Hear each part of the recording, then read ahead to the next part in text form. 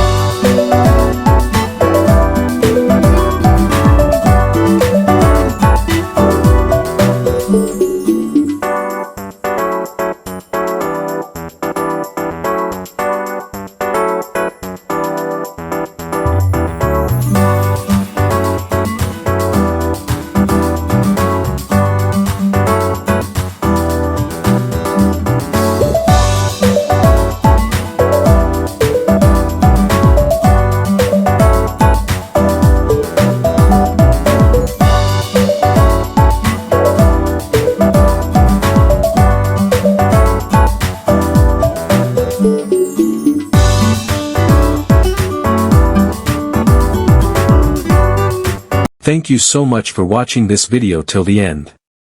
If you've come this far, it clearly means that you are either looking for help with your academic assignments, or you're someone who values quality, professionalism, and timely support.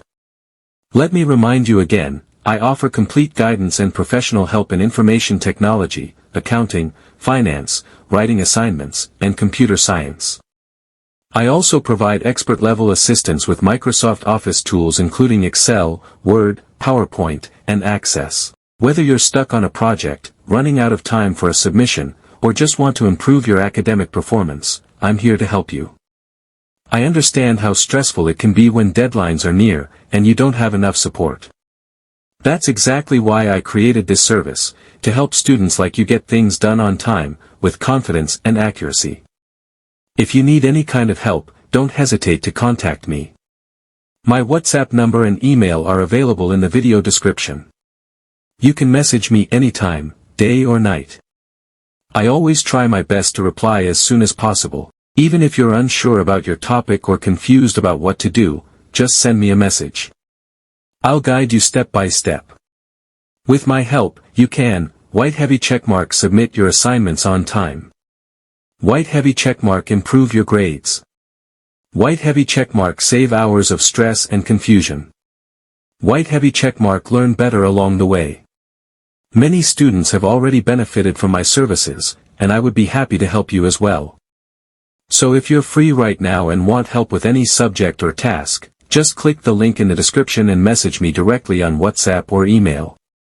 I'll take care of the rest. Remember, your academic success is my top priority, and I'm fully committed to providing high-quality, affordable, and trustworthy support for students just like you. Again, thanks a lot for giving your time and watching this video. Make sure to like, share, and subscribe if you're watching this on YouTube, because more helpful videos are coming soon.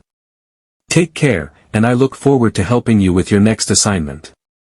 Don't forget, all contact details are available in the video description. Let's work together and make your studies stress-free and successful.